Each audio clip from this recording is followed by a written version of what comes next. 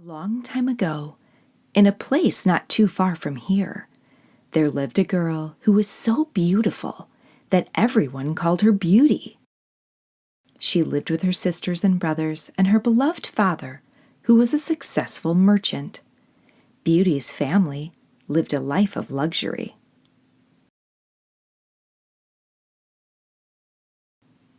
Until one day, when their house suddenly caught fire, and the family was forced to work night and day just to make ends meet.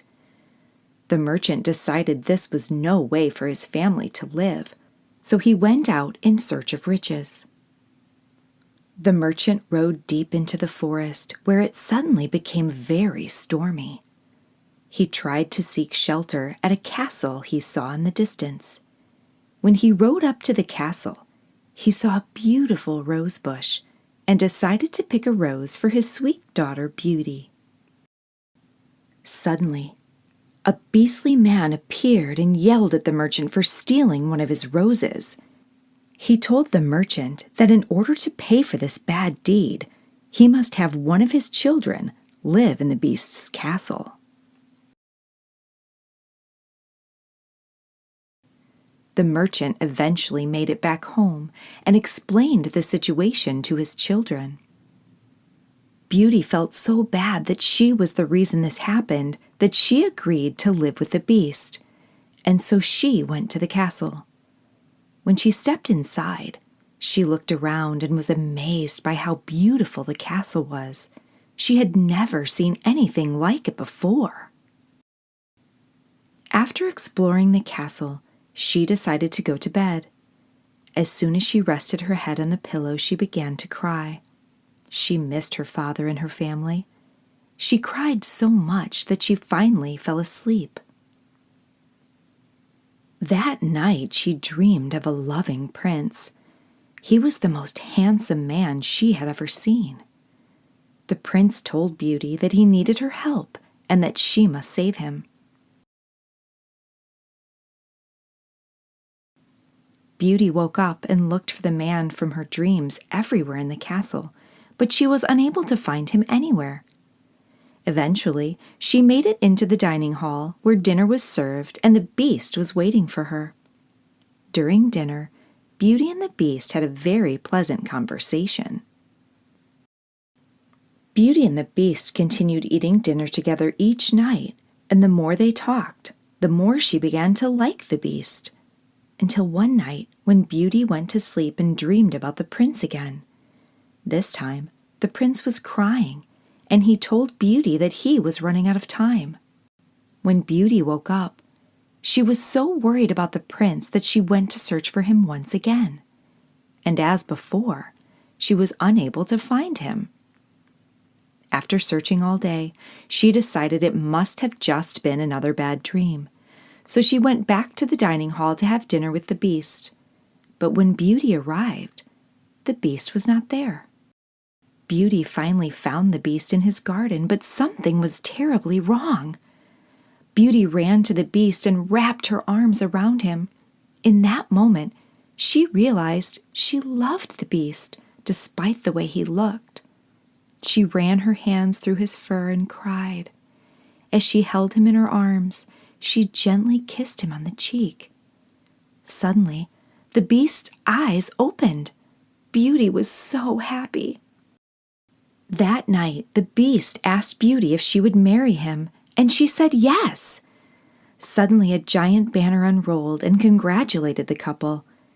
Beauty turned around to look at the banner, and by the time she turned back to face the beast, he was nowhere to be seen. Instead, the prince from her dreams was standing before her. She realized that the prince had been the beast all along. The prince explained that an evil witch cast a spell on him, but Beauty's love saved him. The two hugged and soon they were married. Beauty's family joined them in the castle, and they all lived happily ever after. The end.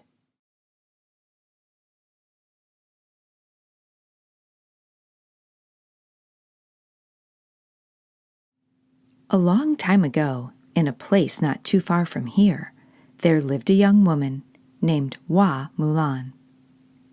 Mulan lived with her mother and father, her older sister, and her little brother. They all loved each other very much.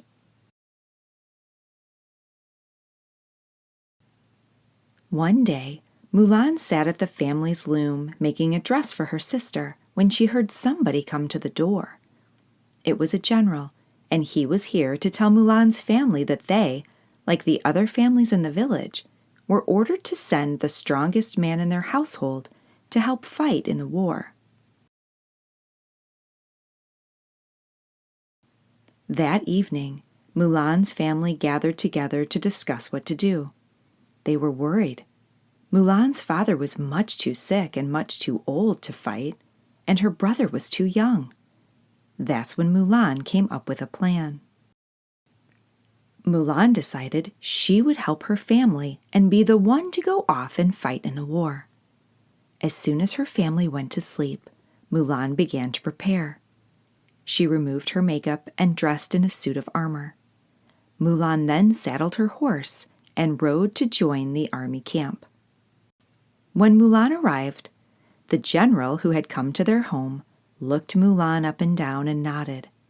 He accepted her into the army, believing her to be a mighty man fit for battle. The war took Mulan far across the country. She traveled more than 10,000 miles with her horse. They bravely went across the deepest valleys and valiantly climbed the most frightening mountains. Throughout it all, nobody ever discovered Mulan's secret. After much fighting, Mulan's country had won the war. Mulan had been a brave and commendable warrior, and everyone had been impressed by her skills. But now it was time for her to return home. It had been more than 10 years since she had seen her family, and she missed them very much. Mulan rode her horse all the way home. As she entered her house, her siblings and parents burst into tears. They were so happy to see the return of their daughter safe and sound. Mulan was so happy to be home. Her family had many questions about Mulan's adventures and listened for hours as she told stories about all the things she had done and all the places she had seen. Mulan's family was so proud of her for being such a strong and brave woman.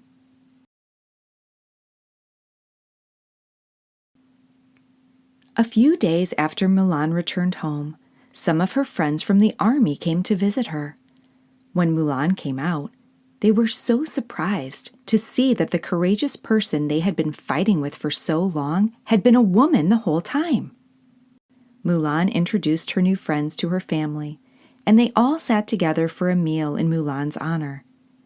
Mulan has been recognized for her bravery ever since, and still is to this day. The end.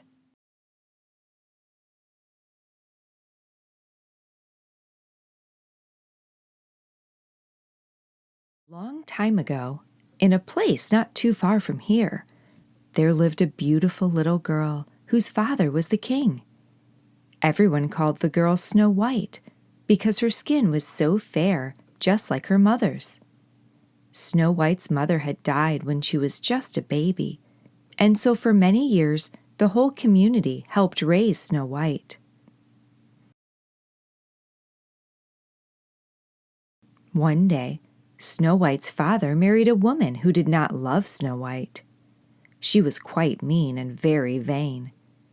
Every day the new queen would look in her hand mirror and say, "Mirror, mirror in my hand, am I the prettiest lady in this land?" For years the mirror would simply say, "Yup." But then one day the mirror said, "Nope." You see, Snow White had grown from a girl to a lady. This was all the mirror had been waiting for. Snow White was always the prettiest in the land. Her beauty far surpassed the queen's, for Snow White was beautiful both inside and out. This made the queen furious, and she banished Snow White to the forest.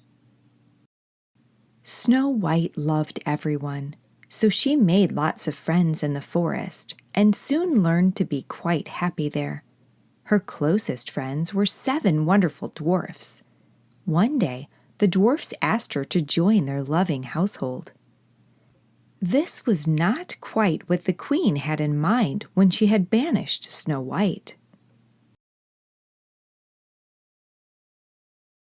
The queen kept asking her mirror if she was the prettiest lady in the land, but the mirror just kept saying, "Nope."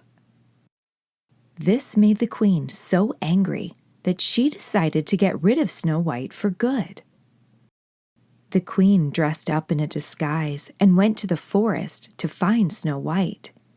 When she did, she fed her a black magic apple that made Snow White choke. Snow White fell to the ground, and the queen hurried back to the castle to speak with her mirror once again.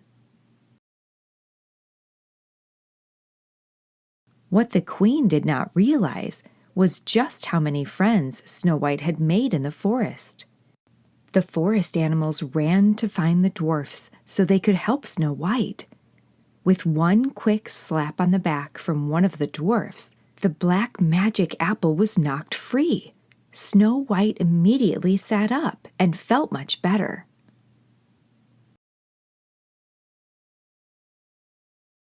Snow White marched straight to the castle and told her father what happened.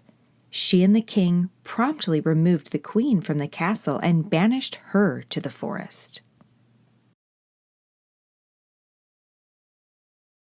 Stuck living in the forest and without her magic mirror, the queen grew a little less vain and a little less mean every day.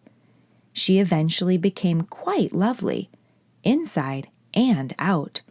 So much so, the 7 dwarfs invited her to live in their loving household. She is still there to this day. The end.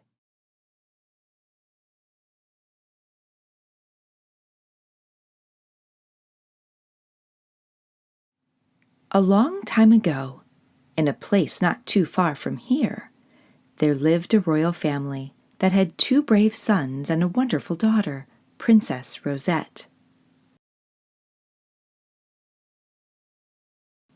One day, Princess Rosette went for a walk in the forest with her beloved dog Frisk. It was there that Rosette saw the most beautiful creature she had ever seen. It was a peacock that had come from the faraway kingdom of peacocks. Princess Rosette realized she wanted to get to know the king of the peacocks, as there was nothing in this world she loved as much as peacocks. When she returned from the forest, Rosette told her brothers of her wish. Rosette's brothers wanted to help her with her wish, and so they went out in search of the kingdom of peacocks. After a long journey, the brothers finally saw the king of the peacocks driving by in a chariot drawn by 7 of his beautiful birds. So they followed the king back to his castle.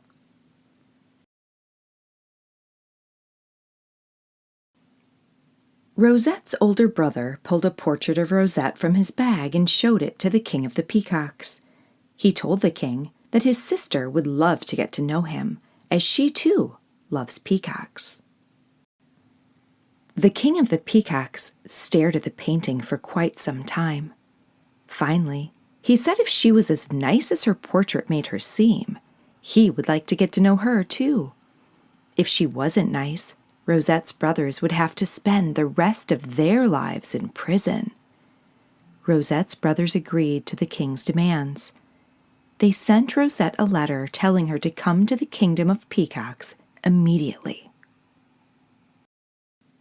With her dog Frisk by her side, Princess Rosette set off for the kingdom of peacocks. Her nurse joined her for the journey, along with the nurse's daughter. Princess Rosette trusted her nurse to take care of her while she explored the new kingdom and met the king. But the nurse had other plans. The nurse wanted her daughter to be the one who met the king. The nurse told the captain that she had a plan to throw the princess overboard that night and put the princess's clothes on her daughter so that she could pretend to be the princess and marry the king of the peacocks. The nurse offered the captain all the gold she had, and he agreed to the devious plan. While Princess Rosette was asleep, the nurse, her daughter, and the captain took Rosette's mattress and threw her overboard. Luckily, the mattress was filled with peacock feathers, so she was able to safely float on the water. Princess Rosette and Frisk drifted off away from the boat, while the nurse and her daughter continued on to the kingdom of peacocks. When the boat arrived in the kingdom of peacocks, the nurse's daughter, pretending to be the princess, was rude to everyone she met. She went up to the king of the peacocks and introduced herself as Princess Rosette. The king of the peacocks was shocked. The princess wasn't at all like the king thought she would be. She wasn't nice to him or anyone in the castle. Because of this, he sent Rosette's brothers to prison and sent the nurse and her daughter away immediately. Out at sea, Rosette and Frisk floated on their mattress in the ocean for 2 days before they reached the shore. Rosette sent Frisk into the nearby village to get food for dinner. Frisk went to the nicest smelling kitchen he could find and took the food back to Rosette. Meanwhile, the king of the peacocks was upset to find that his food had been stolen from his kitchen and sent guards to see who had taken his food. The guards found Rosette and Frisk and took them to the castle to have them imprisoned. There, the king took a closer look at the girl and realized she looked just like the princess from the portrait. The king asked the girl her name, and she told him her name was Rosette. The king of the peacocks was amazed. The rude girl he had seen earlier hadn't been the princess at all.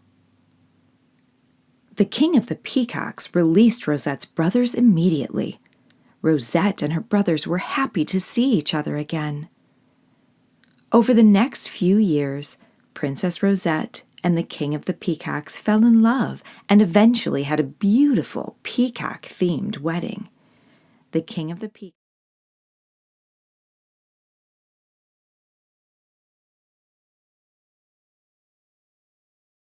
A long time ago, in a place not too far from here, there lived a young girl named Gerda and a young boy named Kay.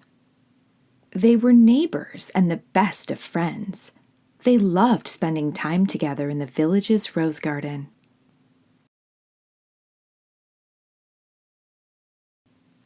One day, Kay's grandmother explained the magic of snow to the two children. Gerda and Kay loved hearing about the snowflakes, but then Kay's grandmother told them about the legend of the Snow Queen. The Snow Queen was the ruler of the snow, and it was said that she would come to the village at night to take away children to live with her in her snow castle.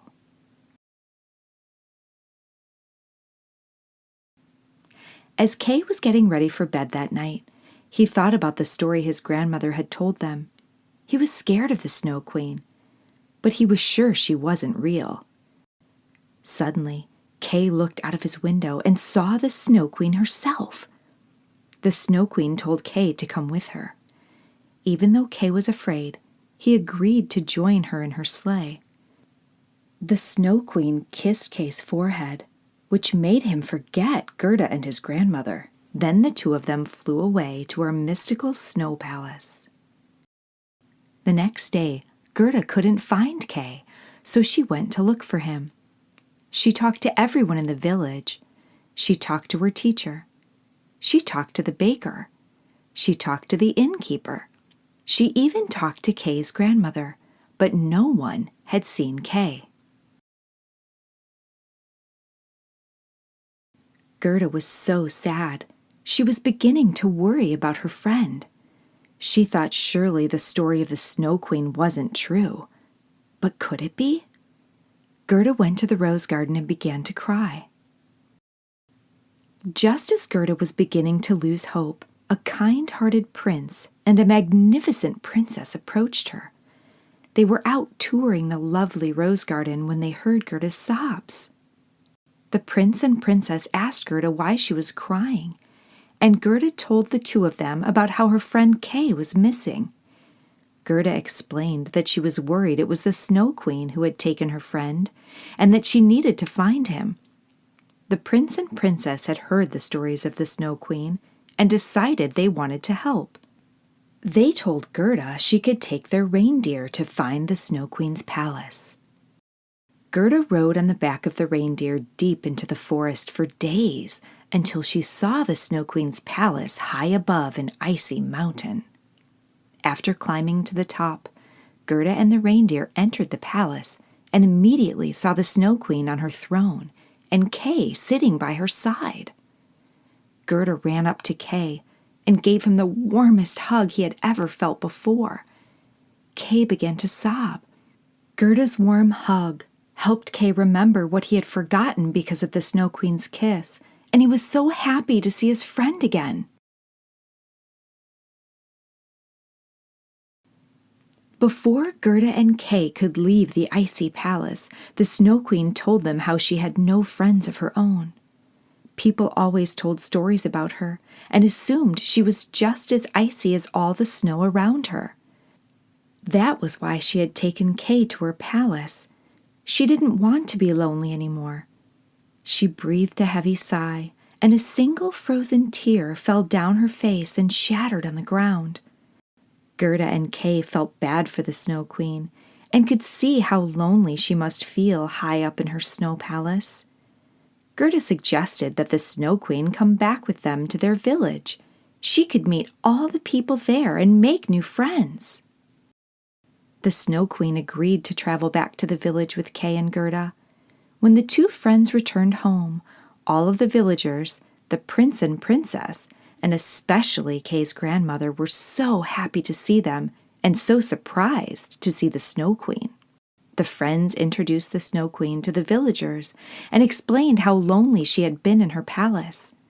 The village welcomed her with open arms and warm hugs. For years to come, the Snow Queen would visit the villagers and her very special friends, Kay and Gerda. She never felt lonely ever again, and they all lived happily ever after. The end.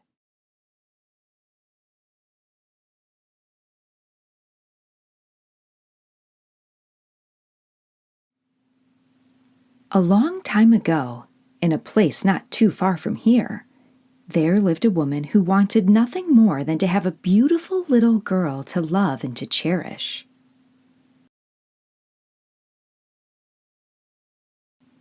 One day, the woman heard a knock on her door. She opened it to find a kind witch on the other side. The witch told the woman she had a solution to her problem. From a small purse, the witch pulled out a single seed of barley. "Plant this little seed, and all of your dreams will come true," said the witch.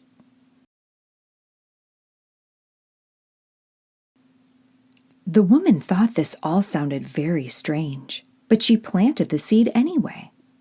A few days went by, and the woman thought maybe the witch had tricked her, until suddenly the seed began to flower and opened up to reveal a tiny girl. "Hello," said the small girl. The woman was overjoyed. She looked at the small girl and smiled. "You're smaller than my thumb. I think I will call you Thumbelina," said the woman. Over the years, Thumbelina and her mother had a lot of fun together. But Thumbelina felt lonely when she thought about how she didn't have any friends her own size. So one day, Thumbelina left home to find people like her. Thumbelina's mother was sad to see her leave, but she wanted Thumbelina to be happy. As a gift, her mother gave her a tiny coat and sent her on her way. Thumbelina went as far as her teeny tiny legs would take her, which wasn't very far, but she was still very determined to find new friends. As Thumbelina stopped to catch her breath, she saw a bush rustling in the distance. She carefully went to the bush and introduced herself as Thumbelina. Suddenly, a beetle launched from the bush. Before Thumbelina could react, the beetle stole her coat from her small shoulders and flew off into the distance. Although Thumbelina was distressed after her encounter with the beetle, she kept going, even without her coat. At this point, it began to snow, and Thumbelina was realizing she needed a place to stay or she was going to turn into a tiny icicle. That's when a kind mouse discovered Thumbelina and invited her to live in her little mouse home with her and her little mole friend. One day, after living with the mouse and the mole for a little while, Thumbelina went out exploring and found a sparrow lying motionless in the dirt. Thumbelina felt bad for the sparrow and brought him a blanket. The next day, when Thumbelina went to check on the sparrow, he was missing. Just as she was about to walk away feeling disappointed, the sparrow swooped down from the sky. To thank her for giving him a blanket, the sparrow offered to fly Thumbelina away to a place he was sure she would love. The sparrow took Thumbelina to a nearby village, and Thumbelina noticed that all of the people there were just her size. Thumbelina was so excited to spend time with all her new small friends. They even got her a gift, a pair of tiny wings that she could use to fly. Eventually, Thumbelina flew home to visit her mother and introduce her to all the new friends she had made on her adventure. From that day on, Thumbelina lived happily ever after in her new home with all her new friends. The end.